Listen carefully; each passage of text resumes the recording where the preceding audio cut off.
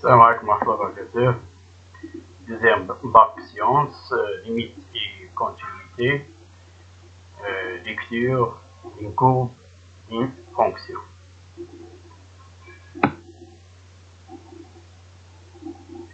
Donc, on a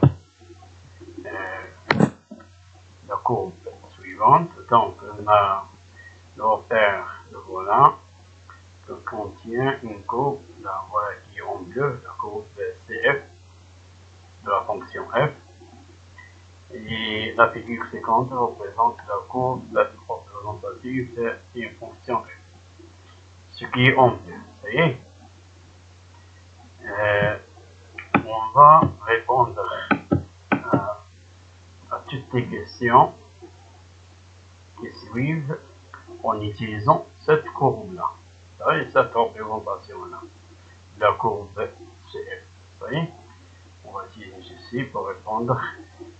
On va déterminer DF, domaine de définition. On va déduire graphiquement les limites, on va calculer ces limites graphiquement. On va utiliser seulement le graphique. Le dernier limite, on va faire une petite justification pour calculer la limite quand x tend vers moins l'infini de f de x. On va utiliser graphiquement, mais on va faire une petite démonstration, ou bien une petite justification. Et on va répondre à la troisième question en utilisant graphiquement. Donc, on commence par la première question. Pour la première question, déterminer graphiquement DF. Donc, on a besoin de déterminer le domaine de définition. Donc, le domaine de définition contient quoi? Contient les abscisses. Les abscisses, les voilà, sur l'axe des abscisses. Donc, où est la fonction f est définie? Regardez ici. Ici, on a du bleu, ouais. Ici, est sinusoïdal, mais il y a un amortissement ici. Et alors, c'est un amortissement. Donc, ici, de 0 jusqu'à de moins l'infini à 0. Donc, on a la courbe. On trouve la courbe ici, donc voilà. Et dans l'intervalle 0 jusqu'à 1, elle n'est pas définie. Il n'y a pas de courbe. Elle n'est pas définie dans cet intervalle. Donc, la courbe est définie sur l'intervalle moins l'infini 0. Il n'est pas défini ici. Regardez, ce qui est en vert. Donc, la courbe est définie sur ce qui est en vert, sur les nombres, ou bien sûr pour les abscisses qui sont en vert. Entre 1 et 3, ici c'est 3. Ici c'est 3. Il n'est pas bien clair ici, mais ici 3 ici, et il y a un trou. Il y a un trou ici. Ça veut dire au point 3. Ça veut dire que 3 n'appartient pas au domaine de définition. Donc l'intervalle 1, 3. Il est ouvert. Pour 1, il n'est pas défini pour 1. Voilà, il n'est pas défini, comme vous voyez. Et il n'est pas défini pour 3. Ça y est. Et à gauche de 3. Il n'est pas défini à droite de 3. Parce qu'on a ici un trou sur la figure. On vient à la figure, regardez ici, il y a un petit trou. Le voilà. Ici aussi un petit trou. Donc il n'est pas défini pour 0. Il n'est pas défini pour 0. Il n'est pas défini pour 3. Il y a un petit trou, ça veut dire qu'il n'est pas défini. Donc, pour 6, il n'est pas défini pour 6. Regardez, il y a 2 acceptants, donc il n'est pas défini pour 6. Même si on n'a pas ici un trou, mais il n'est pas défini pour 6. Il est clair qu'il n'est pas défini. On va voir. Donc, il est défini sur 6 plus infini. Donc, je répète. La fonction f est définie sur moins l'infini 0 ouvert, et sur 1, 3 ouvert, et 3, 6 ouvert, et 6 plus infini ouvert. Donc, c'est quoi la fonction f? La fonction f, c'est une fonction définie sur des intervalles. Ou là, on dit aussi définie par morceau. Définie par morceau. Donc, sur cette morceau, et f de x égale f1 de x. On va voir, on regarde ici. Donc, les parties en vert,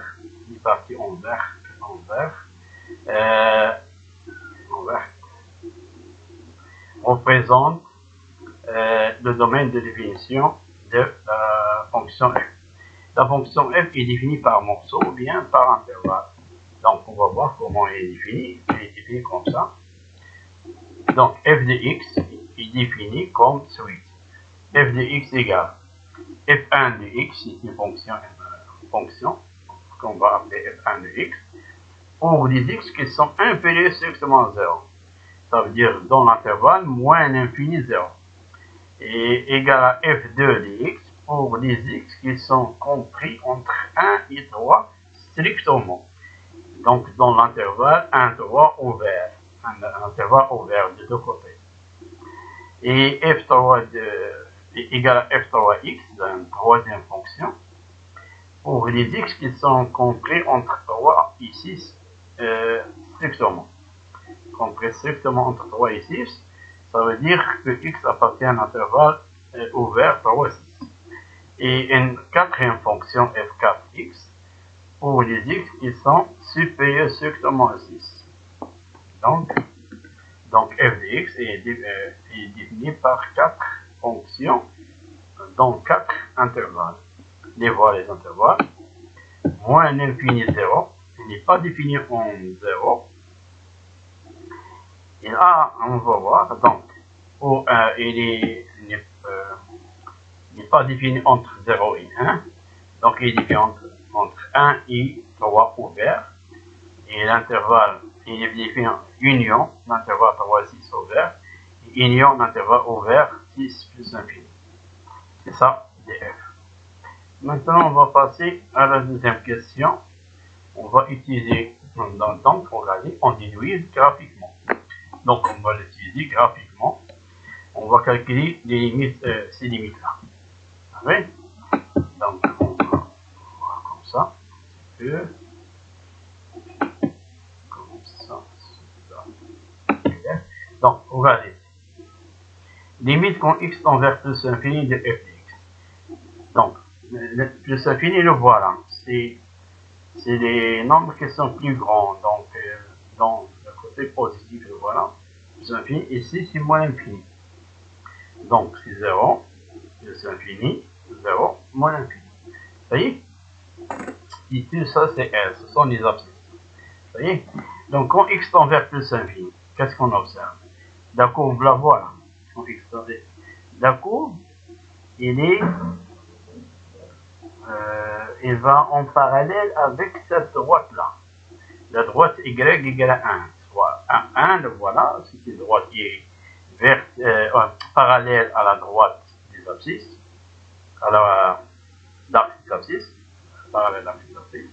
La voilà, elle va à côté de l'axe des abscisses. Donc, la limite, quand x tend vers plus infini, est égale à 1.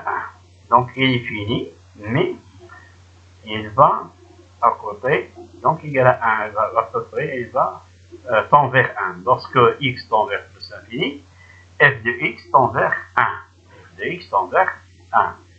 Parce que, regardez la droite, cette droite, c'est une asymptote horizontale pour la courbe. La droite y égale à 1 et c'est asymptote horizontale pour la courbe, à la courbe, au voisinage de plus infini. Vous voyez? Donc, qu'est-ce qu'on dit? Que la limite quand x tend vers plus infini de f de x égale à 1. Vous voyez? C'est ça la réponse, graphiquement. Comme vous voyez ici, elle est claire, il nous donne ici, comme vous voyez, il nous donne la droite ici, ça veut dire, elle nous aide à trouver la limite. Maintenant, on passe à la limite quand x tend vers 6 plus, ça veut dire à droite de 6. À droite de 6, ça veut dire 6, quelque chose. 6,0001, ça veut dire 1 à droite. 6,000. Donc, la courbe, la voilà, est tend vers plus l'infini. Plus l'infini vers le haut. Voilà, plus l'infini, ça veut dire vers le haut. Il tend vers le haut. Donc, la courbe va vers plus l'infini. Lorsque x tend vers, par exemple, si je prends 6,001, je trouve qu'il est égal à un nombre qui est plus grand, un grand nombre, qui est égal à un grand nombre. Vous voyez? Donc, étant vers plus l'infini. Qui explique ceci? Explique ceci, cette droite-là. La droite x égale à 6, qui est parallèle à l'axe des ordonnées. Donc, c'est une droite verticale. Ça est une droite horizontale. Donc, ça, c'est une asymptote verticale. Donc, la droite x égale, d'équation x égale à 6, c'est une asymptote verticale vers le haut. Regardez, vers le haut. Donc, c'est pour cela qu'on a plus infini, pas moins infini. Plus l'infini, parce qu'elle est vers le haut. Vers le temps vers plus l'infini, donc vers le haut. Et une asymptote vers le haut. Donc, à droite de 6. Donc, la limite quand x tend vers à droite 6 plus égale à plus infini. Et pour 6 moins, le voilà, comme vous voyez, et tend vers et asymptote aussi, mais vers le bas. Donc, moins l'infini. Limite quand x tend vers 6 moins, de f de x égale à moins l'infini. Vous voyez? Pour x tend vers 3 plus. 3 plus, ça veut dire à droite de 3. À droite de 3, ça veut dire 3, quelque chose. 3,001 par exemple. Donc voilà, 3, quelque chose, voilà. 3 plus R avec R positif. Donc la limite quand x est envers 3 plus de f de x égale à quoi? Égale à 0. Égale à 0, le voilà, c'est 0. Vous voyez, la limite égale à 0. Et ici, pour 3 moins, ça veut dire 2, pour 6 moins, ça veut dire 5,999, etc. ou bien 6,99, etc. Ou bien 6,9 par exemple. Pour 3 moins, c'est 2,9 par exemple. 2,9. Ou bien de 3 moins R. Moins R avec R, un nombre positif non nul. Vous voyez, moins R. Et un petit R. Au voisinage de 3, mais à gauche de 3. Ça veut dire 2, quelque chose. Vous voyez? Donc, dans ce cas, la limite c'est quoi? C'est 2. Donc voilà, c'est 2. La limite c'est 2. Il est clair sur la représentation graphique. Vous voyez? Et pour x, quand x envers 1 plus, regardez, 1 plus, voilà 1. 1 plus, ici, c'est 1, quelque chose. Voilà. Comme vous voyez ici, on a une asymptote. Une asymptote à la courbe qui est verticale. Voilà. Donc la courbe tend vers plus infini. Donc il tend vers plus infini. Comme ici. Comme ici, c'est la même chose. Pour 6 plus et 1 plus, c'est la même chose. Vous voyez? Et pour 0 moins, pour 0 moins, ça veut dire, on va aller ici, pour 0 moins, on travaille à gauche de 0. Ça veut dire moins 0,001 par exemple, ou bien moins 0,1 par exemple, moins 0,1. Donc, ça veut dire ici, on travaille ici, de ce côté-là. Là. Vous voyez? Donc, la limite, c'est quoi? C'est moins 10. C'est moins 10. La limite, c'est moins 10. Donc, admis un limite pour à gauche à 2 heures. Maintenant, il nous reste la dernière question pour les limites. Limite quand x tend vers moins l'infini de f de x. Regardez ici bien, regardez. Quand x tend vers moins l'infini. Ici, c'est plus l'infini. Quand x tend vers plus l'infini. Ici, quand x tend vers moins l'infini. Voilà. La courbe, regardez. Il est sinusoïdal et va vers 0. Pourquoi? Parce qu'il est compris entre deux fonctions. La fonction g de x, voilà. Donc, donc on a deux courbes ici. La courbe de g, voilà, et la courbe de h. Et la courbe de f se trouve au milieu. Donc, au égal, inférieur au égal. Donc, j'ai oublié exactement. Ouais. La courbe CF se trouve entre ces deux courbes. Donc, il est compris entre ces deux. Et la fonction f de x est compris entre ces deux fonctions. Celui qui est en bas est la plus petite. Celui qui est en haut est la plus. Regarde, pour ce point-là, on a g de x, il est négatif. Mais pour ce point-là, h de x, il est positif. Donc, le plus petit, c'est g de x, pas h de x. Hein? Même ici, moins. Pourquoi moins est plus grand? Parce que x, il est négatif. On travaille dans la zone négative. 0 moins l'infini. Donc, il est négatif. Donc, ça, il est positif. Et ça, il est négatif.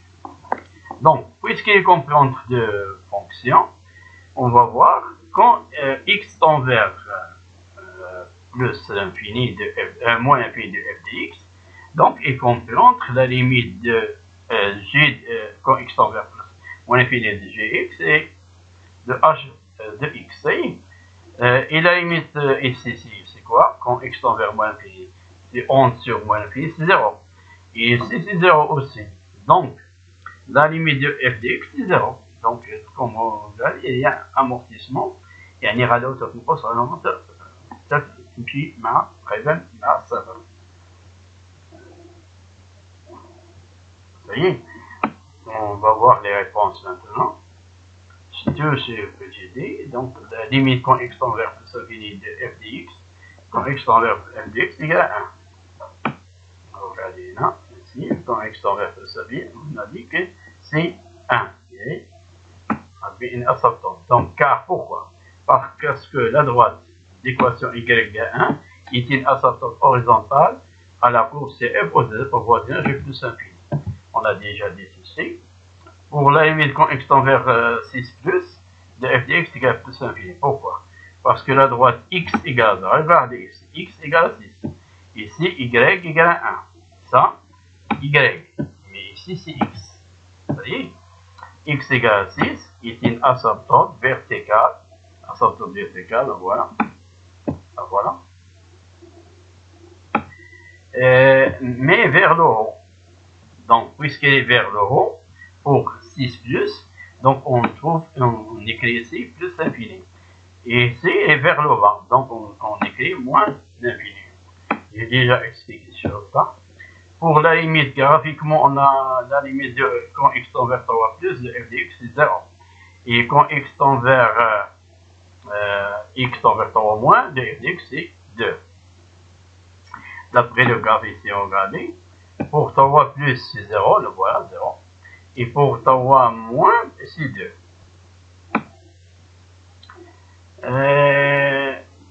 Pour 1 plus. On a dit qu'elle est comme 6 plus 1, je pense, car la droite d'équation x égale à 1 est une asymptote vers le haut, à la courbe CF. Donc on a ici plus infini. La droite, là, voilà, l'équation x égale à 1, voilà. Ça y est, ici on a la droite x égale à 6, ici c'est y égale à 1. Lorsqu'il est parallèle à l'axe des ordonnées, c'est x égale à 1. Lorsqu'il est parallèle à l'axe des abscisses, c'est y égale à b, par exemple, après. Vous voyez? Donc, y a plus b parce qu'elle est vers le haut. Limite quand x tend vers 0 moins, ça veut dire de f de x égale à moins 10. On a déjà dit, graphiquement, la limite quand x tend vers moins l'infini de f de x égale à quoi? Graphiquement, on a vu que quel que soit x appartenant à l'intervalle moins l'infini 0 ouvert, f de x est compris d'après le graphe, d'après qu'on a vu, compris entre gx et h de x. Ça y est? Donc, c'est quoi gx? C'est 11 sur x et h de x c'est moins 11 sur x. Quelque sur x appartenant, ou bien on écrit comme ça, ou bien on écrit comme ça. R étoile moins, ça veut dire les nombres réels non nuls, négatifs, non nuls, ou bien négatifs. Donc, on passe à la limite. Donc, la limite quand x tend vers moins l'infini de f de x est comprise entre la limite de x quand x tend vers moins l'infini de 11 sur x et la limite quand x tend vers moins l'infini de moins 11 sur x. Lorsque je calcule la limite de g de x, je trouve 0. Et lorsque je calcule la limite de h de x, je trouve 0. Donc, la limite de f de x, c'est 0. Il y a la dernière question. On va utiliser les limites qu'on a déjà fait. Puisqu'on a trouvé pour la limite quand x tend vers 0 moins, ça veut dire à gauche de 0, on a trouvé moins 10. Donc, limite finie. Puisqu'elle est limite finie, donc elle continue à gauche. Continue à gauche de 0. Ou bien de point x0 égale 0. Moins. Pour la limite quand x tend vers à gauche de 3, on a trouvé 2. On a dit qu'elle est limite finie, donc elle est continue à gauche de 3. On a pour la limite quand x tend vers à droite de 3, on a trouvé 0, donc c'est une limite finie, donc f est continue à droite de 3. Mais puisque les deux limites ne sont pas égaux, à droite et à gauche de 3, on dit que f n'est pas continu au point 3 ou bien au point x0 égale 3. Il n'est pas continu pour 3. Il n'est pas continu pour le nombre 3. Ça y est, il n'est pas continu pour 3. Parce que ici 2, ici 0. Ça y est, donc il est discontinu. On dit que f est discontinu au point 3. Comme vous voyez sur la courbe, il n'y a pas de continuité, il y a discontinuité. Donc, la courbe, on a levé la main. Puisqu'on a levé la main, donc c'est fini. Elle n'est pas continue. Et je pense que c'est fini, C'est fini. Afin de m'encourager à en faire davantage, abonne-toi et partage. mathsabel.r et merci.